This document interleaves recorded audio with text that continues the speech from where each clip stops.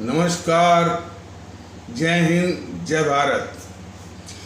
भारतीय अवाम ताकत दल अपने भारतीय भाई बहनों अर्थात अपने देश भारत की जनता अर्थात अपनी भारतीय अवाम से भारतीयता आधारित आपसी श्रद्धा, भारतीयता आधारित आपसी स्नेह, भारतीयता आधारित आपसी प्रेम, भारतीयता आधारित आपसी अखलाक मोहब्बत, भारतीयता आधारित आपसी सहयोग, भारतीयता आधारित आपसी सम्मान, भारतीयता आधारित आपसी एकता, भारतीयता आधारित आपसी भाईचारा तथा भारतीयता आधारित आपसी सद्भाव को समझने व उसे आत्मसात करके वैसा ही और उसी अनुसार आचरण एवं व्यवहार करने हेतु और इसके समस्त भारत में प्रचार प्रसार करने हेतु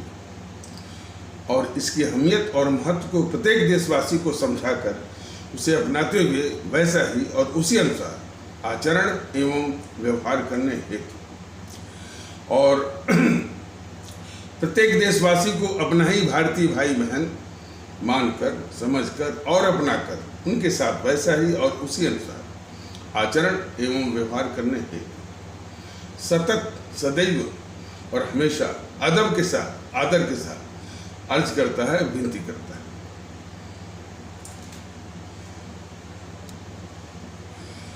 जहां एक ओर भारतीय अवाम ताकत दल पूरे मुल्क में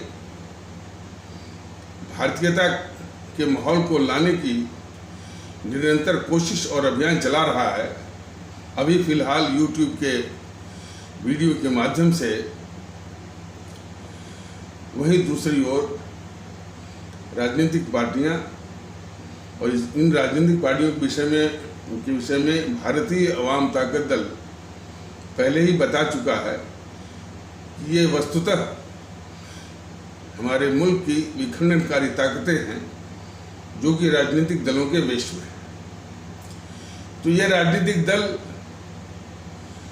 और मीडिया के साथ मिलकर के हमेशा कैसे सत्ता हथियाई जाए, कैसे जनता को कैसे हथियाई जाए, कैसे हमारे आदरणीय भारतीय भाई बहनों को तोड़ा जाए, सत्ता का तिकड़म गणित लगाई जाए और सत्ता के जोड़ तोड़ से जो है वो माने वोटों के जोड़ तोड़ से किस प्रकार सत्ता हथियाई जाए, इसी की ही चर्चा करते हैं। और ये राजनीतिक दल, मीडिया वाले और सारे पत्रकार। तो जरा इस निगाह से देखिए कि सब कुछ जो है हमारे इस देश भारतीय अवाम के लिए है, अपने आदरणीय भारतीय भाई बहनों के लिए है पूरी व्यवस्था। लेकिन इनके जिस तरह का माहौल ये बनाते हैं, जिस तरह का ये नैरेटिव सेट करते हैं, जिस तरह का ये वो इकोसिस्टम बनाते हैं, उससे बिल्कुल साफ प्रतीत होता है कि इनका जनता से कुछ भी लेना देना नहीं है। सिर्फ सत्ता हथियाने का एक तिकड़म, एक मैनिपुलेशन है और एक उसको हथियाने की एक बहुत बड़ी साजिश है।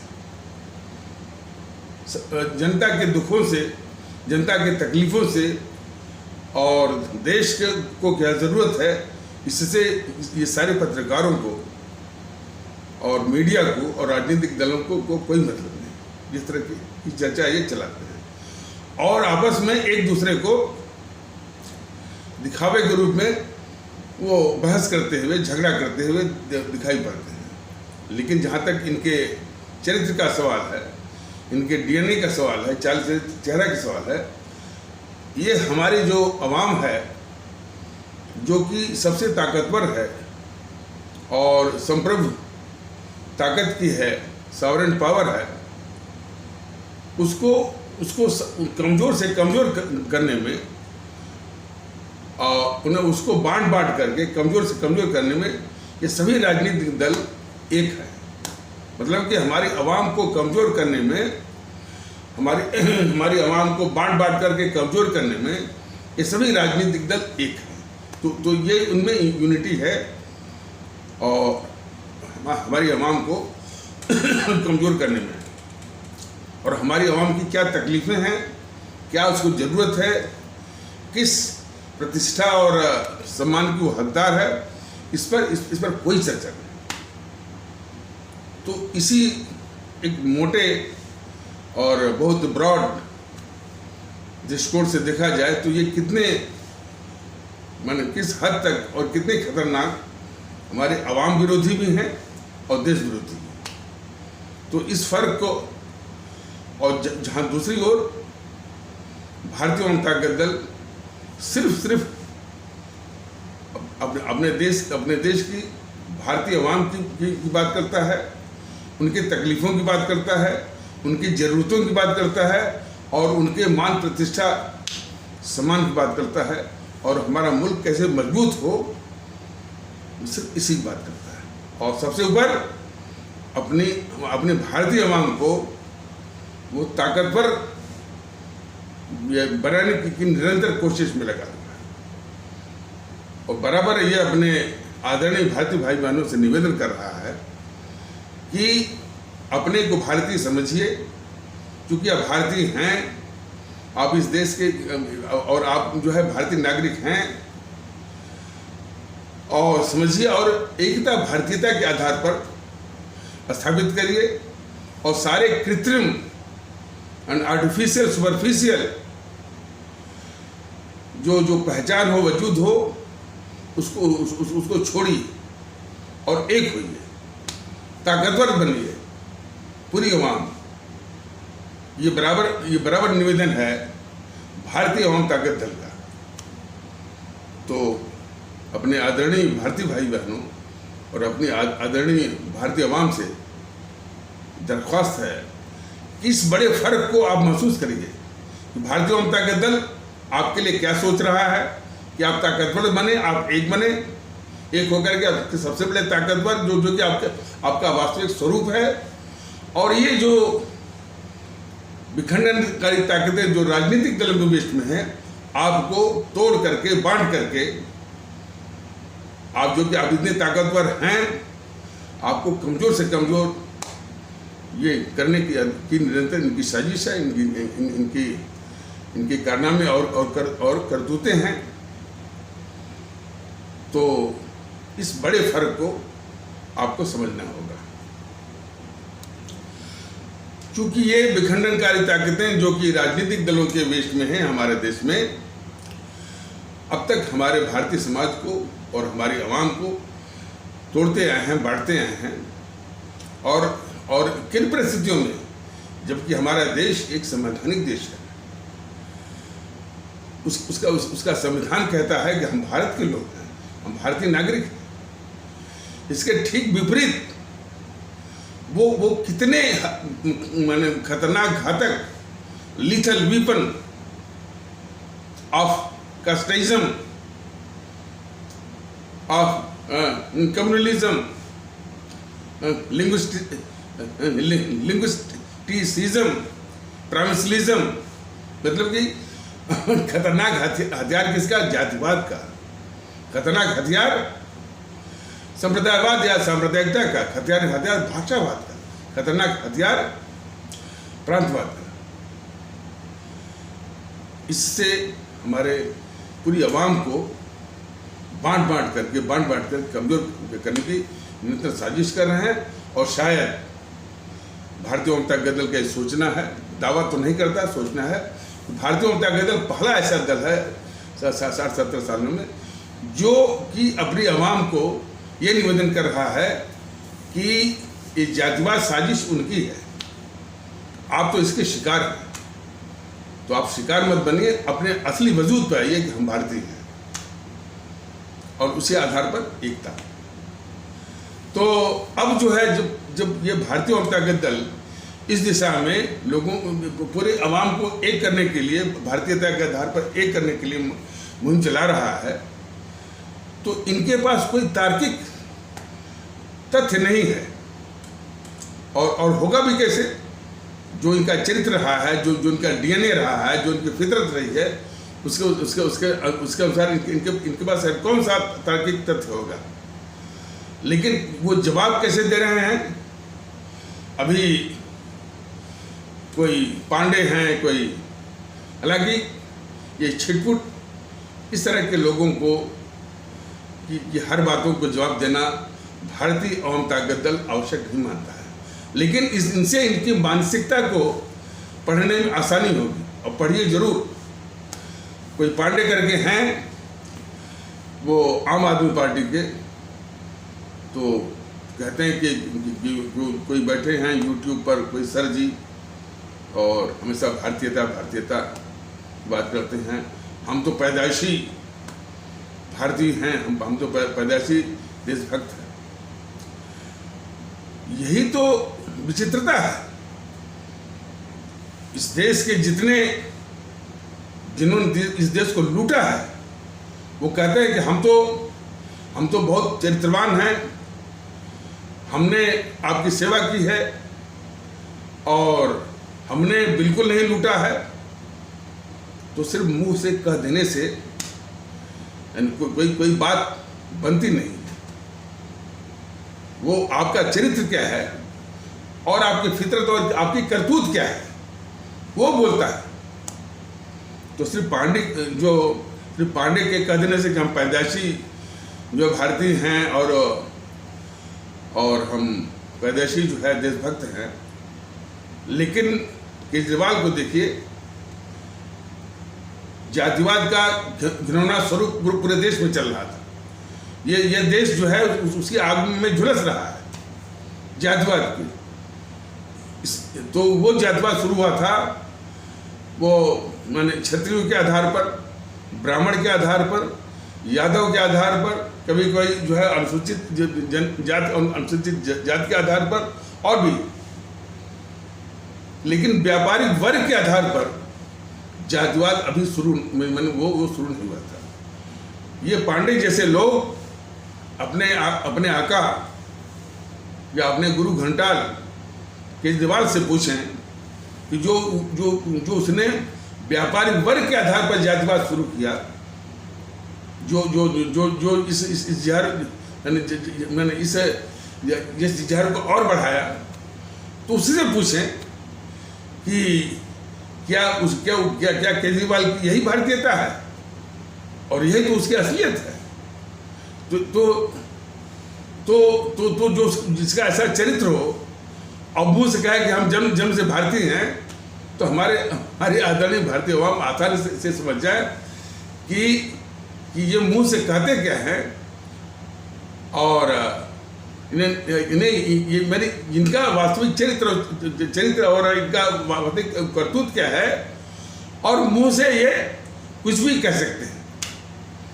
तो इनके कहने पर जरा भी हमारे आदरणीय अवाम, इनकी तरह तमाम लोग हैं, तो इनके कहने पर जरा भी हमारे आदरणीय भारतीय अवाम जरा भी ध्यान न दे और जरा भी विचलित न।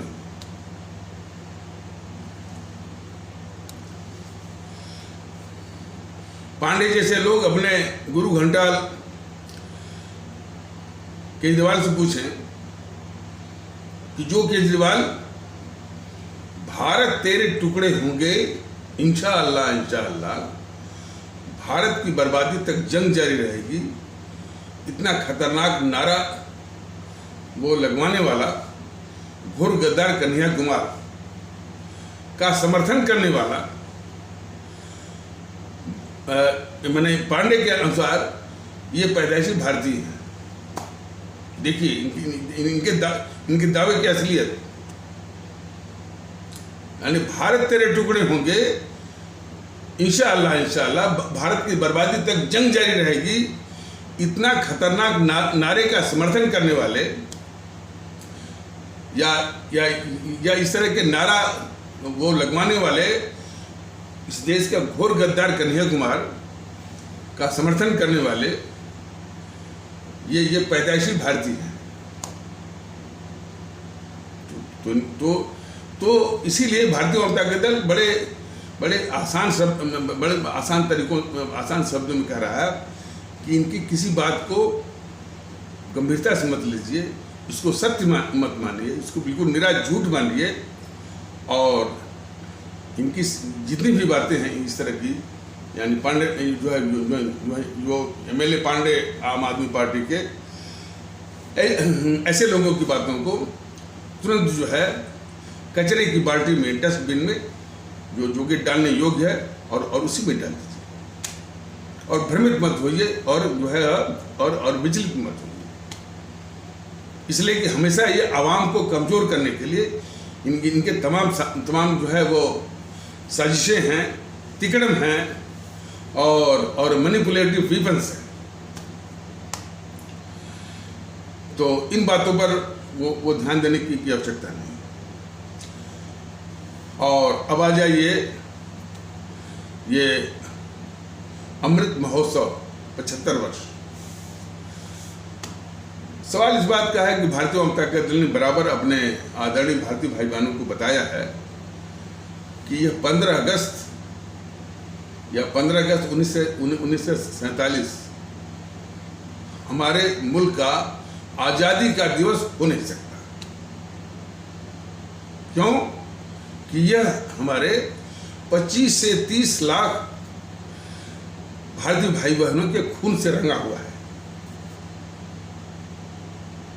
यह जो है 15 अगस्त जो है उस मोहनदास करमचंद गांधी के द्वारा विश्वासघात का दिवस है। विश्वासघात क्या? कि जब से पाकिस्तान की घोषणा हुई 1940 में,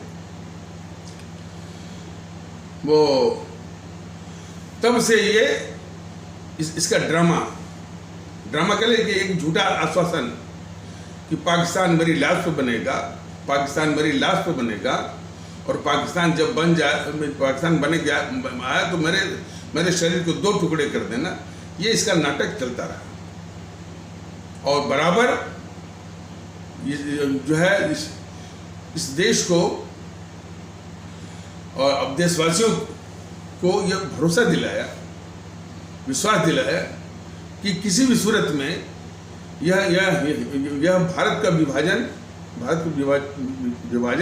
होने नहीं देगा, पाकिस्तान बनने नहीं देगा। लोगों ने भरोसा किया इस मोहनदास करमचंद गांधी के ऊपर।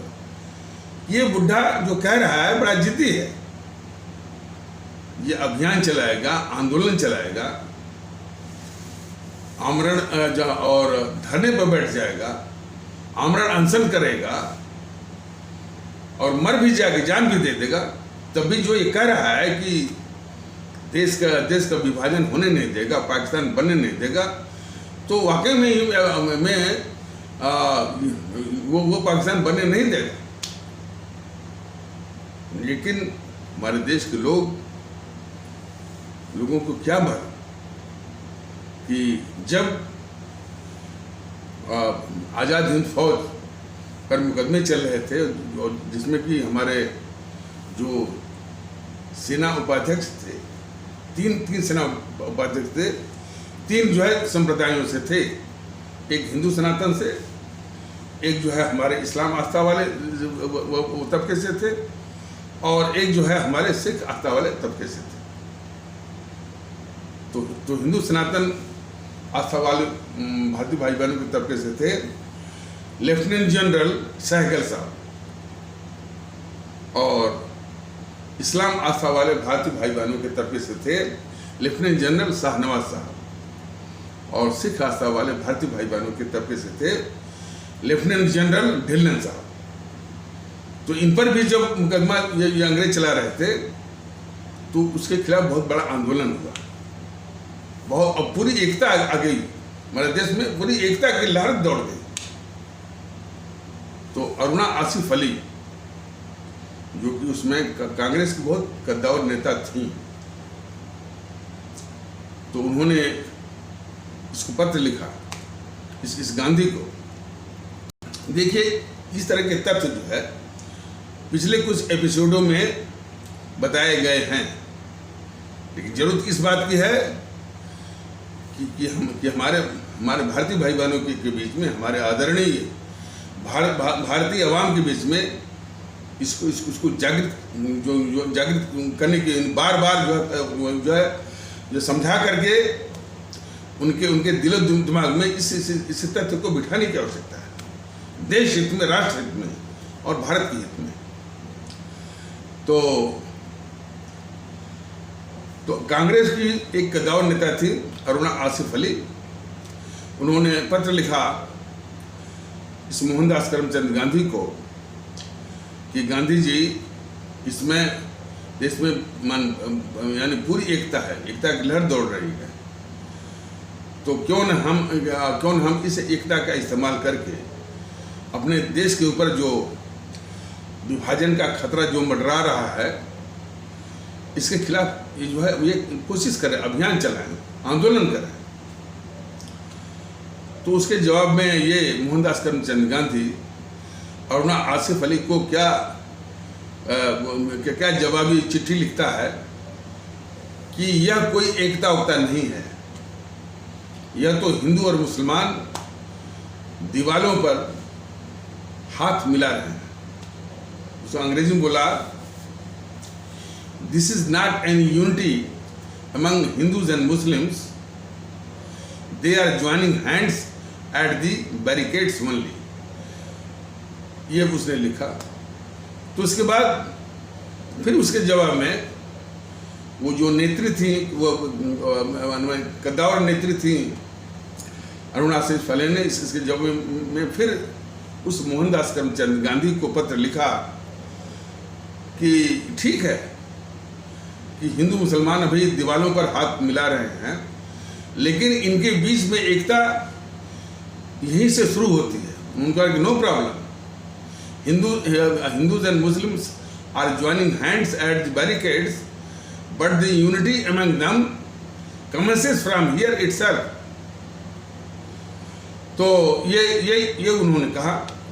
अब फिर इस पत्र का इसके बाद वो जवाब नहीं दिया, क्योंकि उसके मन में उस गद्दार नेहरू को प्रधानमंत्री बनाने की एक साजिश चल रही थी, और वो साजिश बगैर देश को बांटे हुए पूरा नहीं हो सकती थी।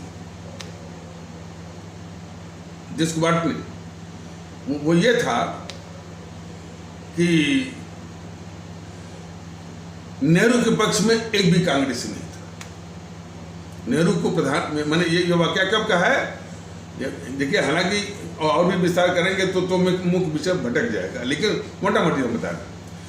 1946 में जब अंतरिम मंत्रिमंडल बना, तो उसका प्रधानमंत्री बनने के लिए यह था कि जो कांग्रेस अध्यक्ष बनेगा रहेगा वही जो है वही उस अंतरिम मंत्रिमंडल का, इंटरिम कैबिनेट का प्राइम मिनिस्टर होगा, प्रधानमंत्री होगा। मौलाना आजाद 7 साल से लगातार कांग्रेस का अध्यक्ष वो बिल्कुल जारी हुए थे लगातार। क्यों कि ये कांग्रेसी अपने घरों में वो आराम फरमा रहे थे, किसी को कोई चिंता ही नहीं थी, कुछ करना ही नहीं था। तो उसी में जो है अब मौलाना आजाद जो है वो माने मौलाना आजाद जो है 7 साल तक लगातार जो है उन्हें उसी निष्क्रियता के ही कारण, उसी निष्क्रियता के दौरान जो वो मौलाना आजाद जो है कांग्रेस का अध्यक्ष बने रहे। और जबकि कांग्रेस के संविधान के अनुसार उसमें अध्यक्ष सिर्फ 1 साल के लिए होता था। लेकिन जब 1945 में इन दोनों गद्दारों ने, मोहनदास करमचंद गांधी और गद्दार जवाहरलाल नेहरू ने यह सूंघ लिया, जब अंग्रेज जाने वाले हैं, सत्ता का हस्तांतरण होने वाला है, तो बस इसमें लगा कि ये सत्ता सिर्फ नेहरू को ही मिले या उसी को मिलनी चाहिए, इसी जुगत में दोनों लग गए। तो पहला काम था कि कांग्रेस अध्यक्ष जो नेहरू को बनाया जाए, और जबकि उसमें कांग्रेस अध्यक्ष थे मौलाना अबुल कलाम आजाद। तो तो ये गद्दार नेहरू, तो ये गद्दार मोहनदास करमचंद गांधी मौलाना आजाद से कांग्रेस अध्यक्ष पद का इस्तीफा लेता है। मौलाना आजाद ने अपनी आत्मकथा में लिखा है कि ये जब इस्तीफा लेने आया था मोहनदास करमचंद गांधी, तो वो मुझ पर यह भी दबाव डाल रहा था कि मैं सार्वजनिक रूप से घोषणा करूं कि मैं यह नेहरू के पक्ष में इस्तीफा दे रहा हूं।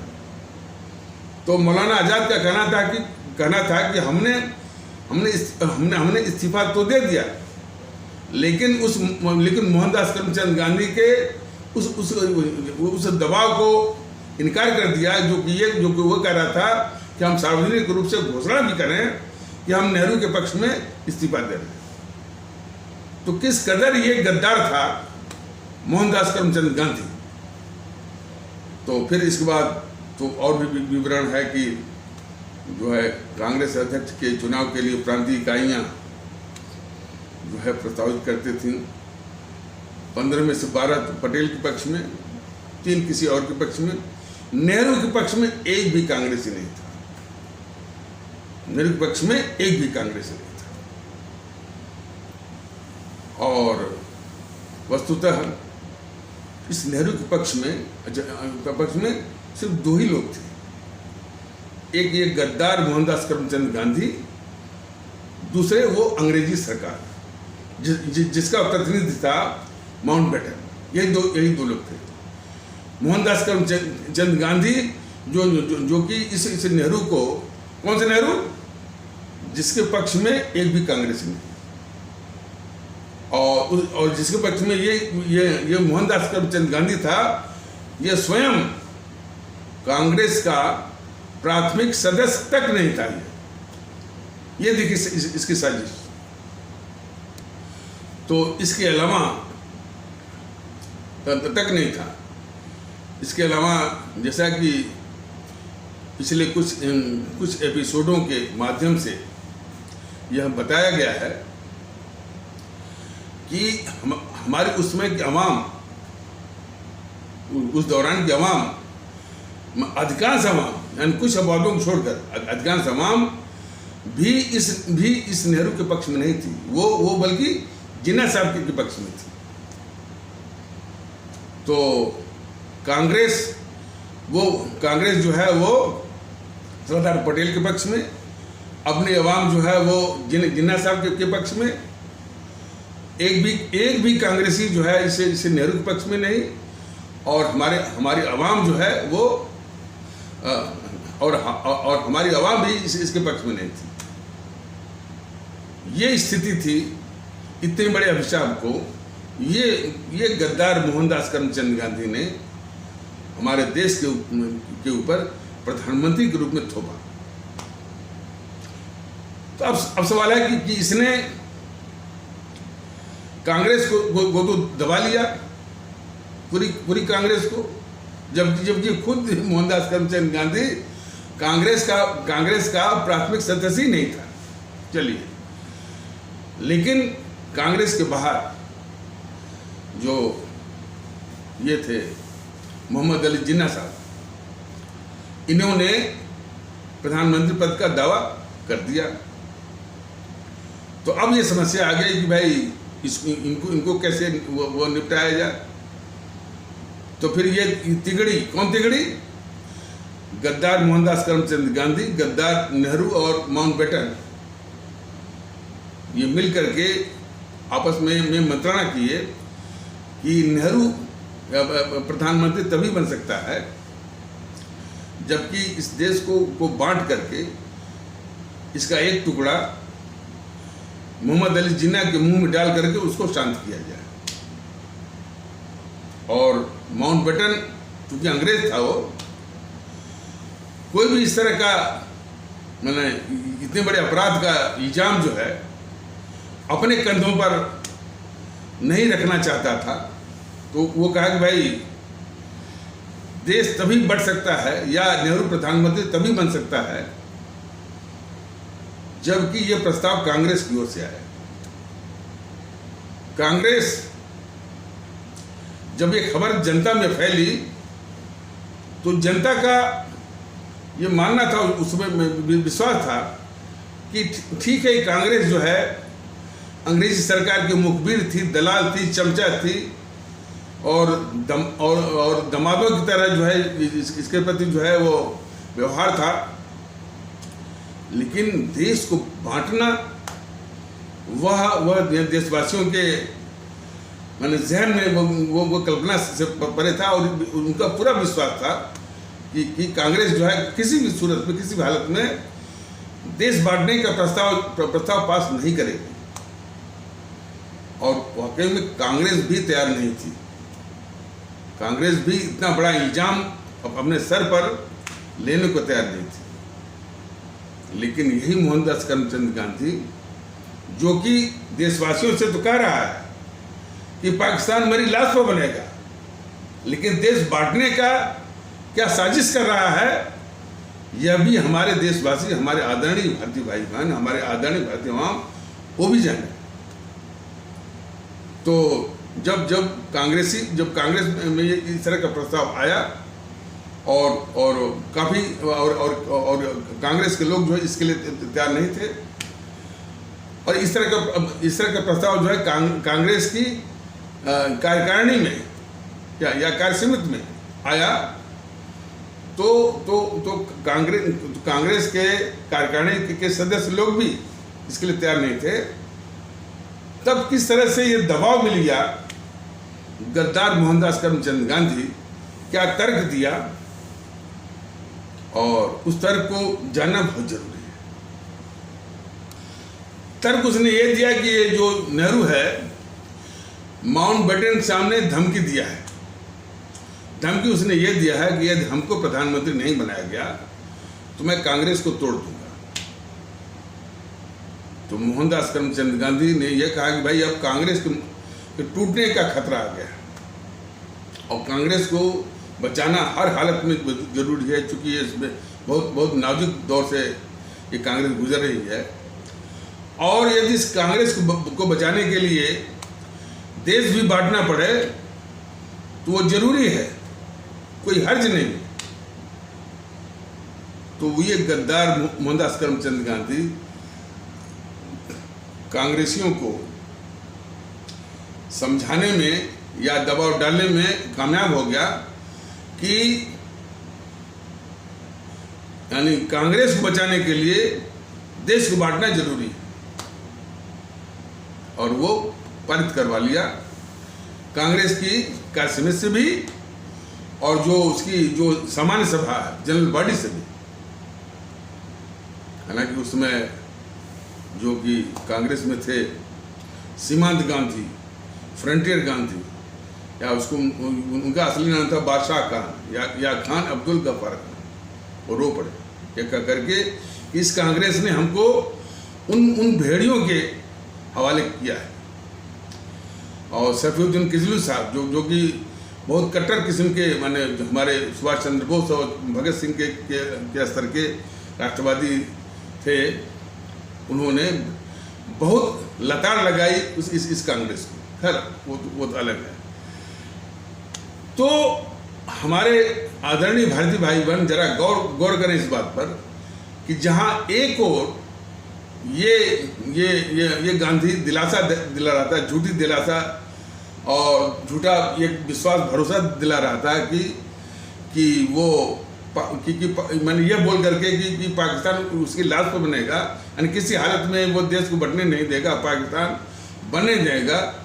वास्तविकता ये थी जबकि वो खुद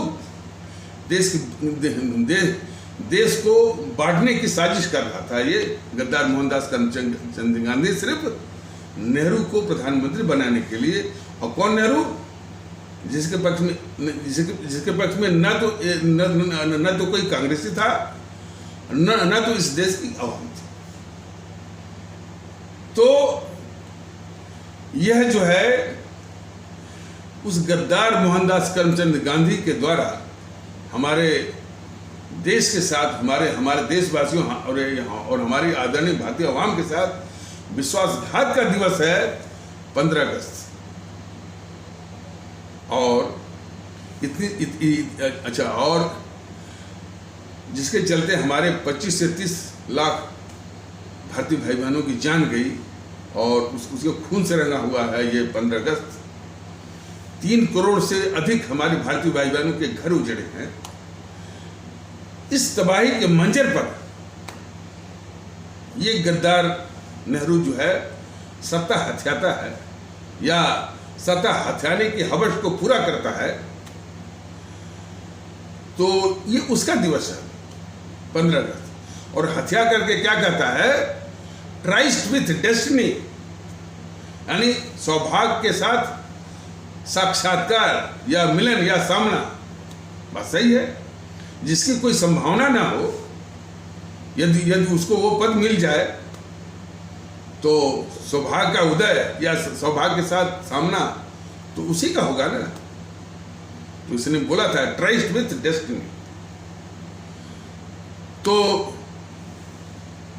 ये जो है 15 अगस्त जो है इतने घोर खतरनाक गद्दार नेहरू के द्वारा सत्ता की हवस पूरा करने का दिवस है और इस देश के लिए ऐतिहासिक सर्वाधिक अभिशाप और दुखांत का दिवस है। तो किसी भी रूप में 15 अगस्त जो है भारत के लिए, भारतवासियों के लिए आज़ादी का दिवस हो नहीं सकता। ये तो एनपीसी वाले का जो इकोसिस्टम है, चाटुकार इतिहासकारों के द्वारा, नहीं, चाटुकार इतिहासकारों के गिरोह के द्वारा, चाटुकार बौद्धिक वर्ग के गिरोह के द्वारा, चाटुकार मीडिया गिरोह के द्वारा, चाटुकार पत्रकार गिरोह के द्वारा कि देश विभाजन का इल्जाम किसी और के ऊपर, गिनेस साहब के ऊपर मढ़ करके बहुत बड़ी साजिश की गई। उस साजिश में इस आरएसएस भी शामिल हो गई, बीजेपी भी शामिल हो गई, बीजेपी के सारे नेता शामिल हो गए और पूरा मीडिया शामिल हो गया। और इसमें जितने भी लोकल छत्रप हैं, Samajwadi party, Bahujan Samaj party, TMC, Shiv Sena, RJD और आपके अकाली और टीडीपी, डीएमके सब उसमें शामिल हो गए कि देश विभाजन का सिर्फ जो जिम्मेदार जो ये दोनों गद्दार थे, गद्दार मोहनदास करमचंद गांधी और गद्दार नेहरू के सर पर जो इल्जाम था, उस इल्जाम को वो थोप दिया जिन्ना साहब के ऊपर। और पूरा ये इकोसिस्टम और नैरेटिव चल रहा है जिन्ना करके। तो 15 अगस्त जो है वो गद्दार मोहनदास करमचंद गांधी के द्वारा विश्वासघात का दिवस है।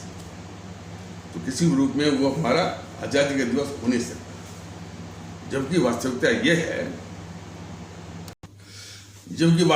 ये है कि हमारी आज़ादी का दिवस जो है वो 21 अक्टूबर है, क्योंकि 21 अक्टूबर 1943 को हमारे परम आदरणीय राष्ट्र महानायक, राष्ट्रभक्त शिरोमणि नेताजी सुभाष चंद्र बोस ने सिंगापुर में आज़ाद भारत की स्थापना की, जिसको 11 देशों ने मान्यता भी दी। वो हमारा वास्तविक और स्वाभिमान युक्त जो है हमारा आज़ादी का दिवस है। लेकिन इस गद्दार जेएनपीसी वालों ने क्या साजिश करके इतने कलंकित 15 अगस्त को अब अपने ऊपर थोपा हुआ है आज़ादी का दिवस, और मनाया जा रहा है आज 70-75 सालों से। ये बीजेपी जो अपने को राष्ट्रवादी कहती है, उसी जेएनपीसी के ही गद्दारी के पद चिन्हों पर चलते हुए 15 अगस्त को ही जो है आज़ादी का दिवस मानती है और उसको अमृत महोत्सव। कई लोगों ने बोला कि भाई 15 अगस्त न तो आज़ादी का दिवस है, न तो उसके 75वें साल को, न तो उसका 75वां साल जो है वो अमृत महोत्सव है, बल्कि वो विश्व महोत्सव है। वो अमृत महोत्सव नहीं है, बल्कि वो विश्व महोत्सव है। ये यथार्थ हमारे सभी भारतीयवासी समझे। और जबकि हमारे आज़ादी का अमृत महोत्सव जो है 21 अक्टूबर 2018 में ही पूरा हो गया था। ये जो मना रहे हैं मोदी और बीजेपी वाले, ये जो है विश्व महोत्सव है, न कि अमृत महोत्सव। हमारे सभी देशवासी इसको अच्छी तरह से, क्योंकि 15 अगस्त जो है हमारा बिल्कुल ऐतिहासिक दुखांत ट्रेजिक यानी मोस्ट ट्रेजिक दिवस है। वो क्या क्या उम्मीदों के साथ हमारी आवाम ने इनको 2 बार लगातार प्रधानमंत्री बनाया, मोदी महोदय को, सिर्फ इसीलिए कि जीएनपीसी के गद्दारी के सारे उन्हीं रास्तों पर चल करके ये हमारे देश के साथ छल करेंगे। और इनके छल की असलियत कुछ और भी अब आप लोग जानिए। यह एक बार बोल चुके थे, सार्वजनिक रूप से मोदी महोदय बोल चुके थे कि हमारी आज़ादी का वास्तविक दिवस जो है 15 अगस्त नहीं बल्कि 21 अक्टूबर है। ये बोल चुके थे, लेकिन जब उसको अमल में लाने की बात आई, मतलब कि इनकी 15 अगस्त के स्थान पर 21 अक्टूबर को आज़ादी का दिवस मनाने की बात आई, तो बड़ी सफाई से, और ये मैं नहीं कह रहा हूं, वो जो इनका चमचा है वो पुष्पेंद्र कुलश्रेष्ठ वो कह रहा था कि इन्होंने लोगों के सामने ये बहाना बनाया मोदी महोदय ने कि हमको ऐसे समारोह में मत ले जाइए। बताइए, एक और ये मोदी महोदय कह रहे हैं कि भाई हमारे आज़ादी का वास्तविक दिवस 21 अक्टूबर है। जब उसको सम्मान देने की बात आई तो लोगों से ये कहते हुए सुने गए मोदी महोदय कि हमको उस समारोह में मत ले जाइए, नहीं तो लोग हमारा बाल नोच लेंगे। अब इनकी बात को कौन माने कि 3 से 3 जिसके पीछे 3 से 3 मेंबर ऑफ लोकसभा हों, और पूरे इंडिया को लिया जाए तो 3 से 35 या 3 से 40 वो मेंबर ऑफ लोकसभा हों, वो यदि ये कहे कि उसका महज 40, 45, 50 मेंबर ऑफ लोकसभा वाला जो है या जीएनपीसी या राहुल वगैरह वो इनका बाल नोच लेंगे, तो भला यानी कौन वो विश्वास करेगा। लेकिन एक झूठा बहाना। तो इस तरह से ये धोखा देते हैं मोदी महोदय अपने देश और देशवासियों को। और सबसे बड़ी दुख की बात कि ये राहुल गांधी जो गद्दार है, दिन प्रतिदिन भारत के खिलाफ कुछ न कुछ बोलता रहता है।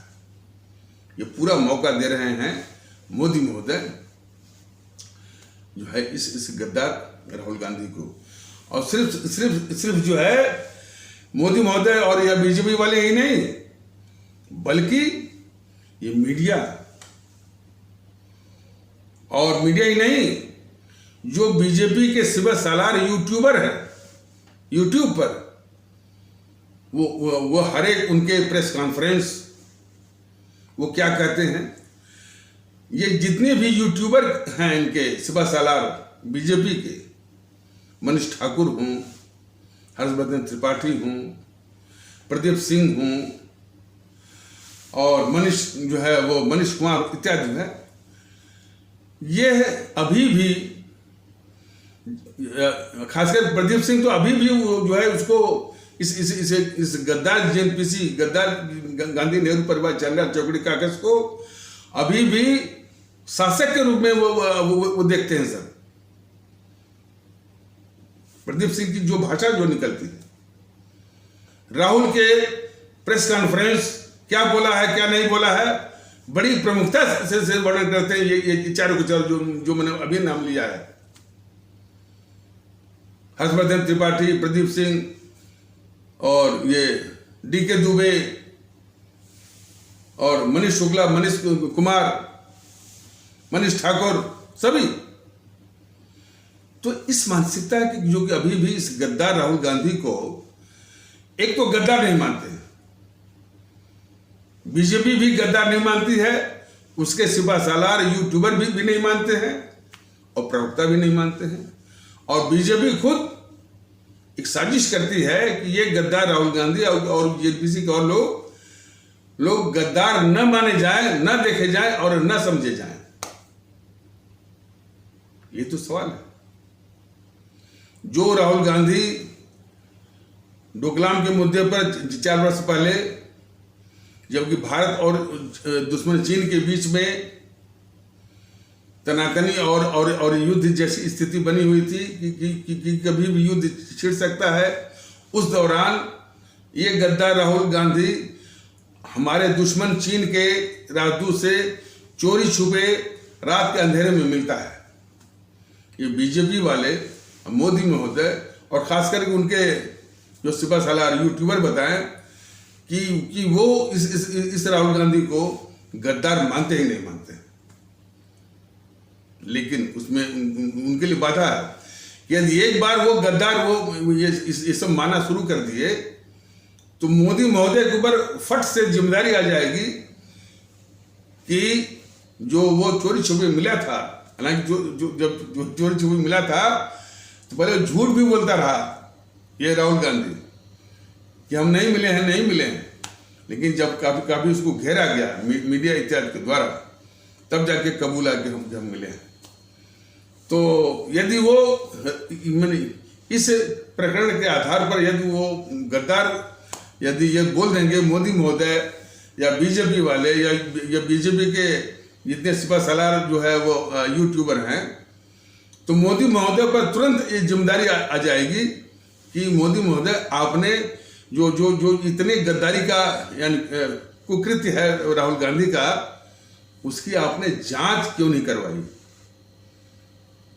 तो मोदी महोदय जितने भी गद्दारी के कारनामे हैं जिसको ढक रहे हैं, यानी जांच न करवा करके, तो मोदी महोदय इस तरह के चरित्र को ढकने के लिए ही जो है न तो बीजेपी वाले, न तो उनके जितने भी प्रवक्ता, न तो उनके जितने भी सिपा सालार यूट्यूबर ये कहते ही नहीं कि राहुल गांधी गद्दार है। जो राहुल गांधी, मैंने ये सवाल जो है अपनी आदरणीय भारतीय अवाम, अपने आदरणीय भारतीय भाई बहन ये पूछ रहे हैं बीजेपी वालों से कि बीजेपी वालों बताओ कि जो राहुल गांधी अपने किसी नेता से अपने ही सेनाध्यक्ष को सड़क का गुंडा कहलवाता है और दुश्मन पाकिस्तान के सेनाध्यक्ष को गले लगाने के लिए अपना दूत नवजोत सिद्धू को भेजता है, तब भी ये बीजेपी वाले इस राहुल गांधी को गद्दार मानते हैं या नहीं, बताएं। और एक बात और, वो थोड़ा सा वो ऑफ द ट्रैक हो जाएगा लेकिन जरूरी है। वो परसों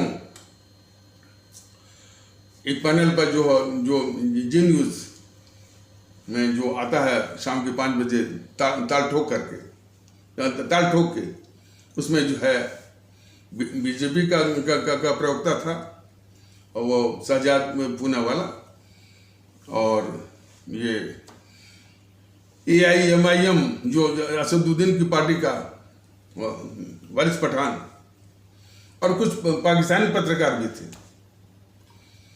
तो बात होते होते AIMIM का जो वारिस पठान था, पाकिस्तानी पत्रकार को बहुत जम करके उसको धोया, जम करके उसको लताड़ा, कहा कि भाई जो भी समस्या है ये हमारी समस्या है, हम निपटेंगे, चाहे मोदी हो चाहे RSS हो, ये हमारा विषय है।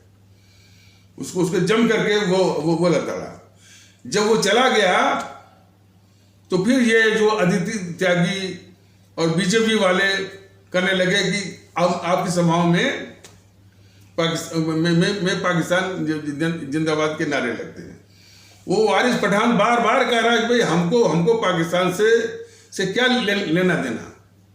ये बीजेपी वाले और अदिति त्यागी जैसे गद्दार पत्रकार जो है हर वक्त यानी कोई हर वक्त जो है कोई ऐसा मौका नहीं छोड़ते हैं कि हमारे इस्लाम आस्था वाले भारतीय भाई बहनों के तबके से कोई भी वहाँ पर दिख जाए तो सबसे पहले पाकिस्तान को चिपकाने की कोशिश करते हैं। हमारे इस्लाम आस्था वाले भारतीय भाई बहनों का ये कहना है कि भाई हमको पाकिस्तान से क्या लेना देना। यही बात जो है वारिस पठान भी कह रहा था और वो यहाँ तक कह दिया कि भाई कि वारिस पठान आप इस सभा में पाकिस्तान जिंदाबाद के नारे लगते हैं। अरे बीजेपी वालों और अदिति त्यागी जैसे गद्दार पत्रकारों पाकिस्तान जिंदाबाद के नारे जो है राहुल गांधी की सभाओं में लगे हैं, जिस पर बोलने में तुम जैसे गद्दार पत्रकारों की घिघी बंद हो जाती है। ये असलियत है। पाकिस्तान जिंदाबाद के नारे वो राहुल गांधी की सभाओं में और जो समाजवादी पार्टी का जो नेता है अखिलेश यादव उसकी सभाओं में लगते हैं, लेकिन उस पर बोलने में तुम जैसे गद्दार अदिति त्यागी जैसे गद्दार पत्रकारों की घी बंद हो जाती है। ये असलियत है। इतने बड़े गद्दार को ये अदिति त्यागी जो है गद्दार नहीं बोलती है। बड़ी प्रमुखता से राहुल गांधी ने ये कहा, राहुल गांधी ने वो कहा, ब्रेकिंग न्यूज सब दिखाते। सवाल इस बात का है कि अब हमारी आवाम भी अब कहना शुरू कर दिया है कि यूट्यूब वाले सर जो है इन गद्दारों की बात कह रहे हैं। इसके साथ साथ ये गद्दार मीडिया को भी बेनकाब कर रहे हैं और ये जरूरी भी है। चाहे जितना भी परिश्रम लग जाए, परिश्रम लगे। भारतीय जनता दल ने कहा है इस देश में सभी गद्दारों को चिन्हित किया जाएगा, चिन्हित किया जाएगा, निशान लगाए जाएंगे। उन्हीं में ये गद्दार किस्म के मीडिया भी है, भारत विरोधी। सरेआम में कह रहा हूं, कोर्ट में बुलाए, कोर्ट में भी कहूंगा, जनता अभी जब जनता सामने आएगी उसका सामने भी कहूंगा। राहुल गांधी, इतने बड़े गद्दार राहुल गांधी पर इन समूह की घिघी क्यों बंद है? मीडिया की घिघी क्यों बंद है कि ये राहुल गांधी को गद्दार क्यों नहीं मानते सब? और उसके बदले कोई इस्लाम आस्था वाला दिख जाए कि बस उसके पीछे बैठ के ये पाकिस्तानी है, फलाने है, ढकाने है, ये सब है उनका।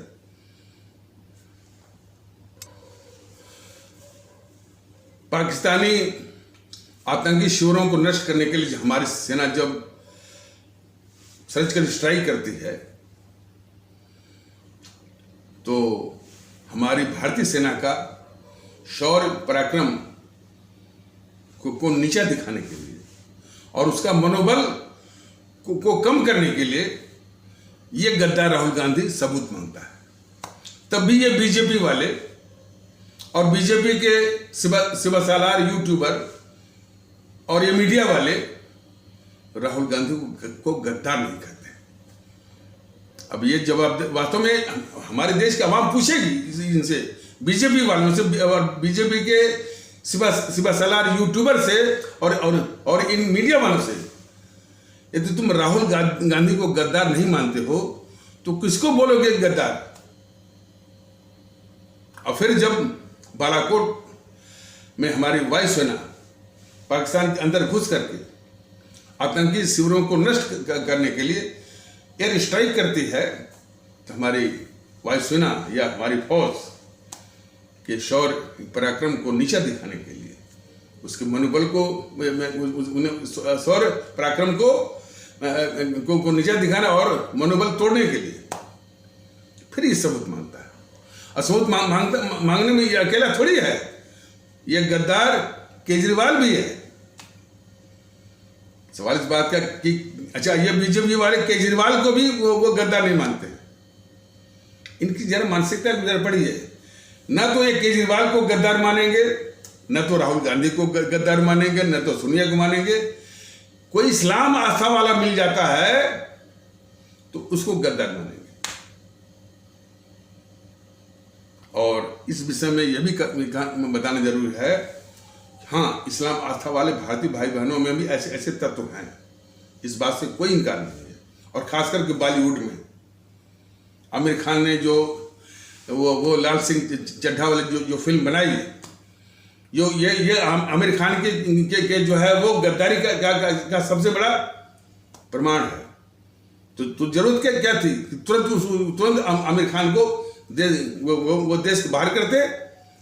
आमिर खान के हर एक फिल्म का बहिष्कार होता, आमिर खान के हर विज्ञापन का बहिष्कार होता। उसी प्रकार की गद्दारी ये भी करता है शाहरुख खान। और वो जो है नासिरुद्दीन शाह, जावेद अख्तर, और ये सब तो इतने घटिया किस्म के गद्दार हैं इस देश के। वहीं पर हमारे उसी बॉलीवुड से नौशाद साहब, शाहिर लुधियानवी साहब, तमाम लोग हैं जिन्होंने इस मुल्क के लिए और देशभक्ति के लिए क्या क्या नहीं किया।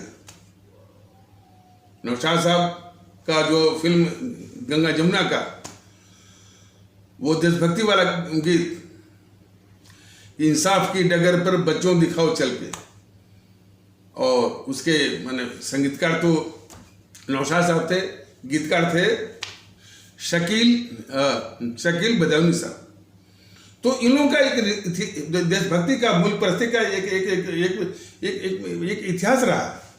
उस इतिहास को कोई इन गद्दारों ने, आमिर खान ने, शाहरुख खान ने नासिरुद्दीन शाह ने, जावेद अख्तर ने कलंकित किया है। कलंकित तो इसने भी किया था जो यूसुफ खान था, जो दिलीप कुमार के नाम से। तो छोड़ दीजिए, ऐसे तत्व होते हैं।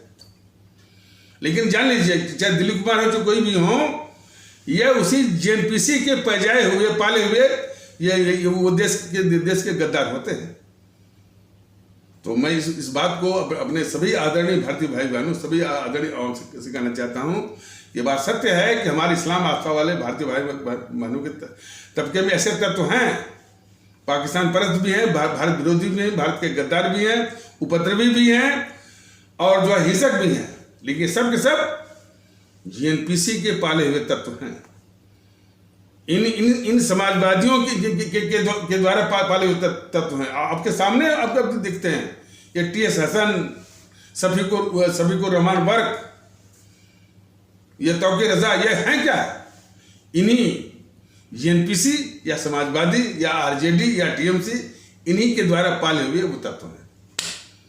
तो इस यथार्थ को हमारे सभी आदरणीय भारतीय भाई बहन समझे ना। उसके लिए हमारे पूरे इस्लाम आस्था वाले भारतीय भाई बहनों को तबके को निशाना बनाना, यह देश के खिलाफ बहुत बड़ी गद्दारी है। तो और बीजेपी वालों की भी ये बहुत बड़ी गद्दारी है, जो कि इस राहुल गांधी को गद्दार नहीं कहते हैं, न गद्दार मानते हैं। और हमारे अवाम, हमारी देश के लोग भी इसको गद्दार न माने, इसकी साजिश करते रहते हैं। उसकी साजिश का नमूना तो देखिए, इनके तमाम जो है समर्थक जो यूट्यूब पर बस इसको पप्पू के रूप में पेश करते हैं कि भाई ये तो नासमझ है, अकल का कच्चा है, तमीज नहीं है, इसको शऊर नहीं है बोलने का।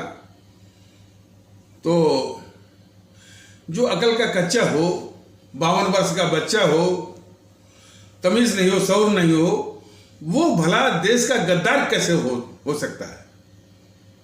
इसी तरह के तर्क के आधार पर इसको हमेशा पप्पू के रूप में पेश करते हैं, और ये भी कहते हैं कि पप्पू के रूप में ही इसे आनंद लीजिए। यानी इस राहुल गांधी से सिर्फ पप्पू के रूप में ही आनंद लीजिए, लेकिन इसको इस देश का गद्दार मत मानिए। ये साजिश है बीजेपी वालों की और बीजेपी के सिवा सालार यूट्यूबर की। तो इस गद्दारी को जरा समझिए। एक नमूना आपको बता रहा हूं, हो सकता है कि ये हमारा ये वाला जो एपिसोड कुछ लंबा हो जाए, लेकिन फिर भी देखिएगा। एक मनीष ठाकुर है और उसके साथ एक पत्रकार आता है, वो सतीश चंद्र मिश्रा, लखनऊ वाला। कल या परसों देखा गया, वो कांग्रेस की असलियत के विषय में जितना भी तथ्य इन समूह ने बताया वो सब सत्य है, और वो देशवासियों को जानना भी जरूरी है कि जो कांग्रेस की स्थापना जिसने की, एओ ह्यूम, उसका जो है चरित्र जानना जरूरी है। एओ ह्यूम कौन था? इटावा का कलेक्टर था, और जिसमें 1857 की हमारी जंग मतलब पहली क्रांति हुई थी स्वतंत्रता की जंग की, उसमें इसने काफी हमारे क्रांतिकारियों को, सैकड़ों हजारों को मौत के घाट उतरवाया था। ये जान लीजिए कि हमारे सैकड़ों हजारों जो है 1857 के क्रांतिकारियों को मौत के घाट उतरवाया था एओ ह्यूम ने, और वो इंटेलिजेंस में भी वो उसने रोल किया था। वही हमारे हजारों लाखों क्रांतिकारियों का हत्यारा एओ ह्यूम ने इस कांग्रेस की स्थापना की है 1885 में। ये फितरत है कि वो कांग्रेस की। तो एक तो हमारे सभी आदरणीय भारतीय भाई बहन, हमारे सभी आदरणीय भारतीय आवाम बिल्कुल अच्छी तरह से समझ ले कि इस कांग्रेस की स्थापना उस एओ ह्यूम ने की थी, जिसने हमारे 1857 के हजारों क्रांतिकारियों का हत्यारा है। इस विषय में वो सतीश चंद्र मिश्रा, जो कि पत्रकार लखनऊ, और मनीष ठाकुर के बीच में जो चर्चा हो रही थी, वो ये भी बता रहे थे कि हर एक पार्टी अपने संस्थापक का वो जन्मदिवस मनाते हैं। जैसे कि ये बहुजन समाज पार्टी अपने काशीराम का भी वो जन्मदिवस सब मनाते हैं, और समाजवादी पार्टी भी जो है जो मुलायम सिंह का भी जन्मदिवस मनाते हैं, और बीजेपी वाले अपने जो संस्थापक, जनसंघ के संस्थापक थे डॉक्टर श्यामा प्रसाद मुखर्जी, उनका भी जन्मदिवस मनाते हैं। लेकिन ये जेएनपीसी कांग्रेस वाले एओ ह्यूम, ये ह्यूम जो संस्थापक थे, उनका कभी भी जन्मदिवस नहीं मनाते हैं। क्यों नहीं मनाते हैं? फिर एओ ह्यूम को बताना पड़ेगा कि एओ ह्यूम कौन था। तब इन गद्दार जेएनपीसी वालों को ये भी बताना पड़ेगा कि एओ ह्यूम वही है जो हमारे 1857 के हजारों क्रांतिकारियों का हत्यारा है। तो हमारे 1857 की आज़ादी का जो प्रथम प्रमुख क्रांति थी, उसके हजारों क्रांतिकारियों का हत्यारा इस कांग्रेस का संस्थापक है। तो जो ये डीएनए है इस जेएनपीसी या कांग्रेस का, और कैसे कैसे लोग उसमें हुए हैं। एक जो है विलियम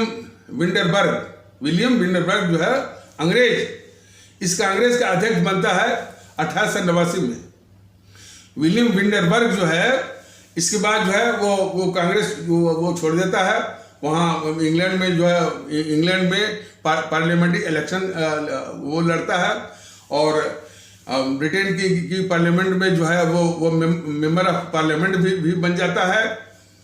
और इसके बाद जो है कुछ और अच्छा बने, उसको महारानी विक्टोरिया के प्रति वफादारी का, राष्ट्रभक्ति का, और भी इस तरह से विश्वास जीतता है।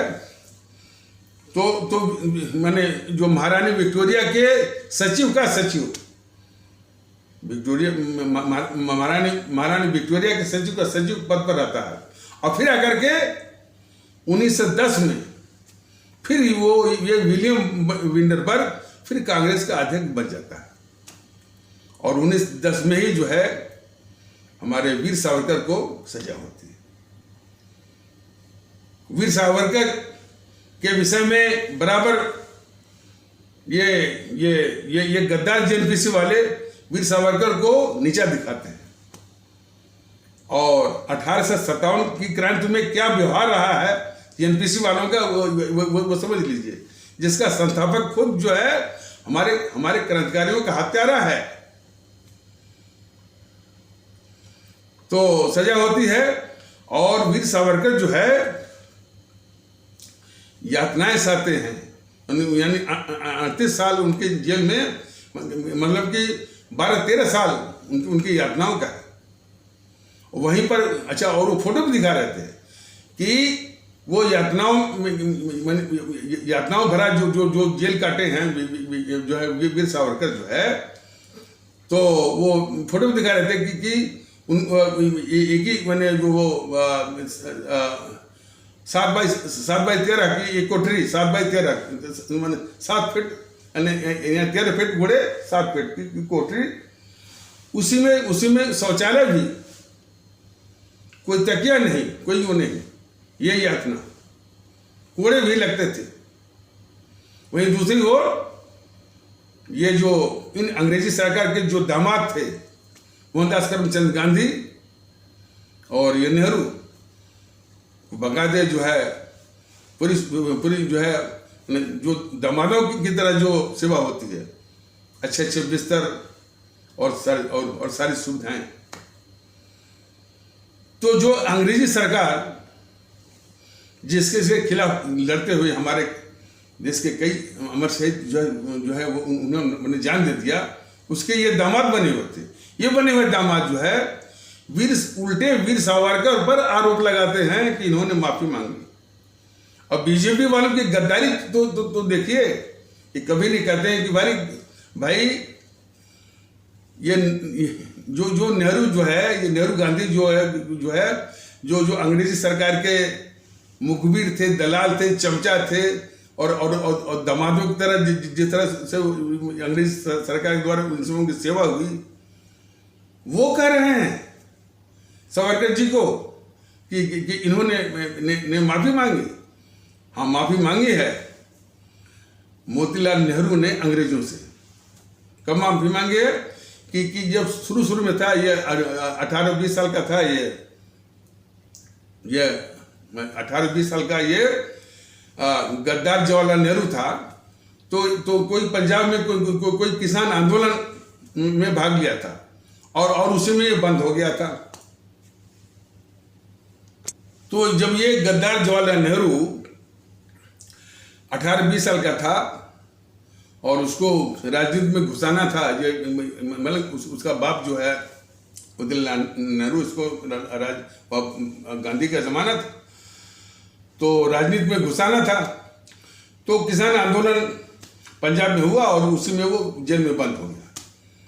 ये मोतीलाल नेहरू ने माफीनामा मांगा अंग्रेजों से कि फिर ऐसा कोई जो है अंग्रेजों के खिलाफ यानी कोई काम नहीं करेगा। तो माफीनामा जो है वो गद्दार मोतीलाल नेहरू ने मांगा है, वीर सावरकर ने नहीं मांगा। लेकिन ये उल्टे जो है कहते हैं कि इन्होंने माफी मांगा, और उसके सुर में सभी समाजवादी पार्टी, टीएमसी, फलाने ढिकाने और जो जिनकी कोई औकात नहीं है, लेकिन ये सब पूरा मौका देते हैं ये गद्दार किस्म के बीजेपी वाले। राजनाथ सिंह जब ये प्रकरण उठा था तो राजनाथ सिंह ये नहीं कह रहा कि भाई अरे ये नेहरू, ये गांधी, जो कि ये नेहरू गांधी जो कि वो अंग्रेजी सरकार के मुखबिर थे, दलाल थे, चमचे थे, दामादों की तरह जो है जिनकी सेवा हुई अंग्रेजी सरकार के द्वारा।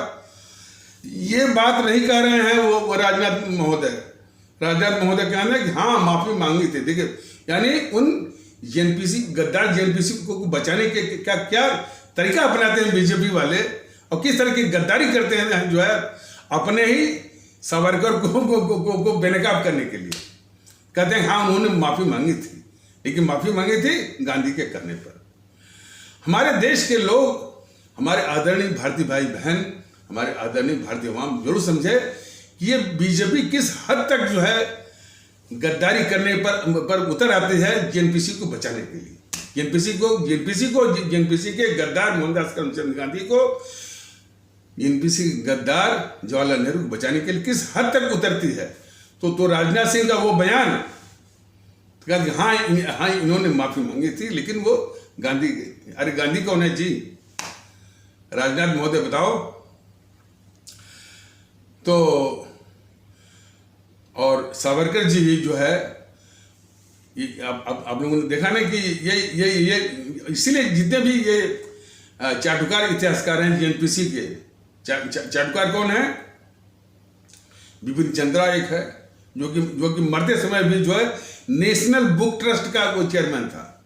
हर वाइटल पोजीशंस पर जितने भी इसके चमचे थे जेएनपीसी के, सबको ये बिठाया हुआ है। पूरा इकोसिस्टम पर इन का अभी भी पूरा राज है इसे गद्दार जेएनपीसी के लोगों के द्वारा। तो बिपिन चंद्रा था, रोमिला थापर, मृदुला मुखर्जी, ये सब जो है जिनका अड्डा बना हुआ है जेएनयू में, ये वही तो है सब। तो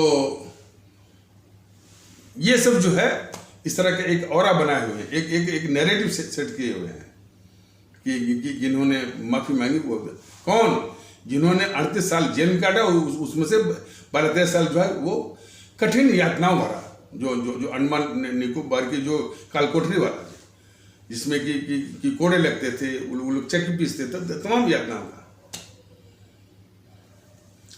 तो ये है। और जो महारानी विक्टोरिया के सेक्रेटरी रहा है विलियम विंडरबर्ग, उसको वो जो है कांग्रेस का अध्यक्ष बना दोबारा 1910 में। तो ये चरित्र है जेएनपीसी का, और उस जेएनपीसी को बचाने वाले तो और भी प्रकरण है, और शायद मैं अगले एपिसोड में विस्तार से मैं बताऊंगा।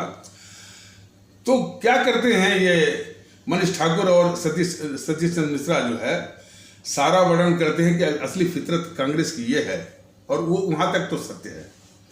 लेकिन इसके आगे मनीष ठाकुर और सतीश चंद्र मिश्रा पत्रकार, देखिए इनको बता रहे, देखिए हर एक पत्रकार के वक्तव्य पर टिप्पणी करना भारतीय वक्ता का दल जरूरी नहीं समझता, लेकिन उनकी फितरत डीएनए को उजागर करने के लिए ये बताना पड़ता है कि ये मनीष ठाकुर और सतीश चंद्र मिश्रा इसके बस यहीं पर रुक गए, ये नहीं बता रहे हैं कि इतनी खतरनाक जेएनपीसी की रक्षा जो है बीजेपी जनसंघ वाले जो है वो वाजपेयी के जमाने से, और खास करके वो वाजपेयी जो अपने ही कद्दावर नेता वो दीनदयाल उपाध्याय की जब हत्या होती है, तो उसको हत्या की साजिश, उस हत्या की जो है वो जांच तक नहीं करता है ये अटल बिहारी वाजपेयी, सिर्फ इसीलिए, सिर्फ इंदिरा गांधी को बचाने के लिए। ये अटल बिहारी वाजपेयी जब ये प्रधानमंत्री था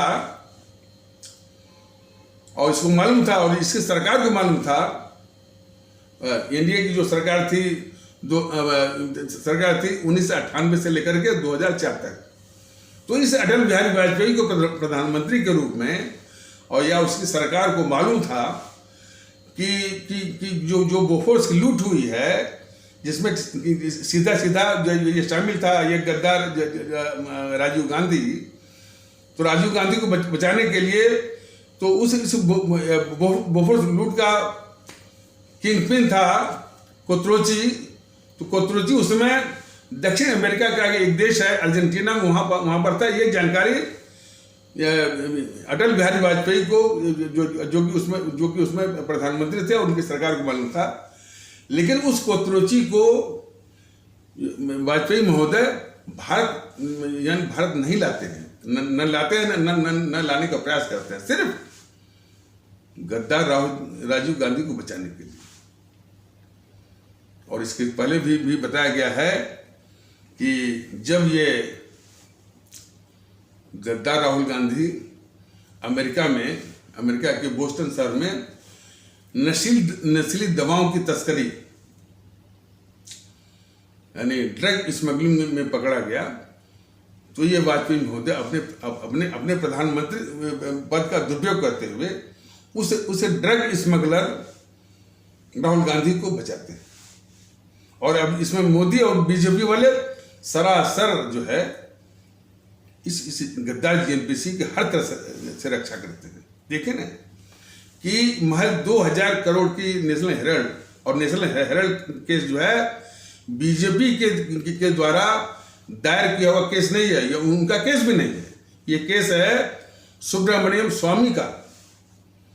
तो महज 2000 करोड़ की हेराफेरी के केस में पूरे देश का दिमाग उसमें मत करके फंसा करके जीएनपीसी की 12 से लेकर 13 लाख करोड़ की लूट, और उसमें विशेष करके सोनिया और राहुल की जो लूट है 180 से लेकर 200 लाख करोड़ की लूट, उसको ढकने की ये साजिश ये मोदी महोदय कर रहे हैं। तो ये देश को समझने की जरूरत है। इस विषय में पूरा का पूरा मीडिया जो है उसको ढक कर बैठा हुआ है, इस पर कोई चर्चा नहीं। झूठ मूठ का एक और से सब बोलते हैं, ये समाजवादी वाले, कांग्रेस वाले, महंगाई बेरोजगारी, और ऊपर से उसको साबित करते नहीं भाई आपके जमाने में भी बेरोजगार थी, आपके जमाने में वो था, हमारा जीडीपी इतना, सब बकवास। यदि भारतीय जनता दल ने बराबर बताया हुआ है कि यदि अपनी आवाम जिसने इन मोदी महोदय को प्रधानमंत्री बनाया, वह आवाम जो वो हमारी भारतीय आवाम जो महंगाई और भ्रष्टाचार, मोदी महोदय का कहना है कि हमने सारे पेमेंट को डिजिटलाइज कर दिया है, वो भी झूठा और बकवास है।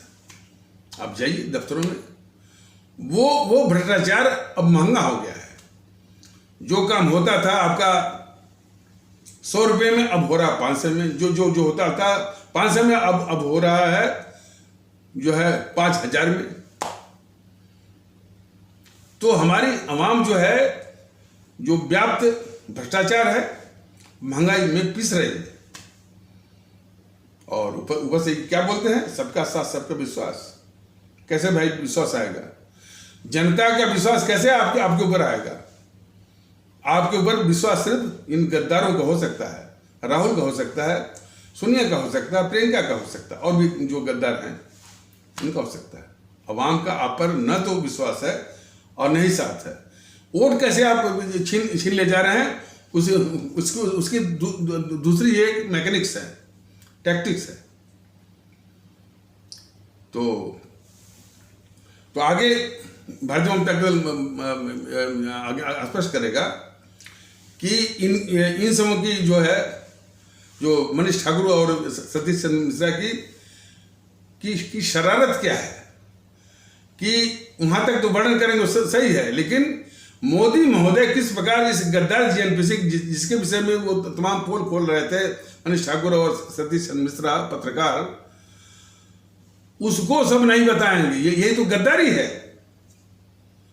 तो अगले एपिसोड में बताया जाएगा कि आखिर एओ ह्यूम ने जो 28 दिसंबर 1850 को स्थापना की थी, तो उसका डिक्लेरेशन क्या था, घोषणा क्या थी? वो घोषणा को हमारे भारतीय भाई बहन समझ जाएंगे तो असली फितरत इस जीएनपीसी कांग्रेस की समझ जाएंगे, और समझना बहुत जरूरी है। तो इन्हीं आवश्यक शब्दों के साथ इस आवश्यक परिचर्चा को यहीं पर विराम दिया जाता है। तब तक के लिए नमस्कार, जय हिंद, जय भारत।